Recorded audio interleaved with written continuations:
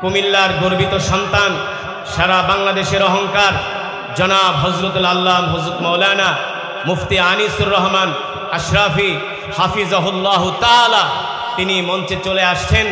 আল্লাহ তাআলা তার হায়াতে বারাকা দান করুন, বলি আমিন। আপনারা আমার জন্য দোয়া করবেন, আমিও আপনাদের জন্য দোয়া করব। আবার কোনো এক ময়দানে, এমনকি জিহাদের ময়দানেও দেখা হতে পারে, ঠিক কিনা বলেন? এই আশায় প্রত্যাশায় আমি আমার সংক্ষিপ্ত আলোচনা এখানে শেষ করছি। সুবহানাকাল্লাহুম্মা বিহামদিকা আশহাদু আল্লা ইলাহা ইল্লা আনতা আস্তাগফিরুকা ওয়া আতুবু ইলাইক।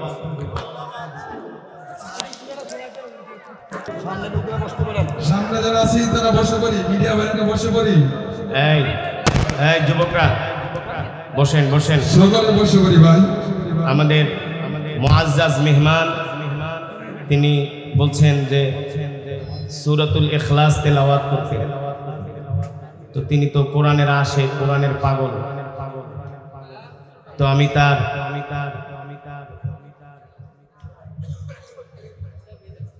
কথা রক্ষার্থে আমি তার সম্মানে কোরআনুল কারীম থেকে তেলাওয়াত করছি। আপনারা এই কথা বলবেন না, বসে পড়েন। ইনশাআল্লাহ আমার তেলাওয়াতের পরে মুআজ্জাজ মেহমান আপনাদের সামনে আলোচনা পেশ করবেন। একটু সাউন্ড বাড়াই।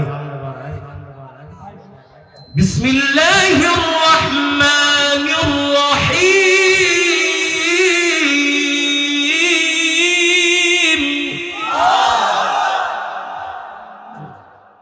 বিসমিল্লাহির রহমানির রহিম। কুল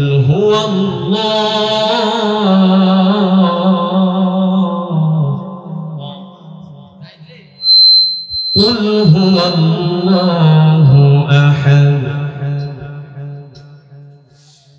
قل هو الله أحد الله الصمد لم يلد ولم يولد ولم يكن له كفوا أحد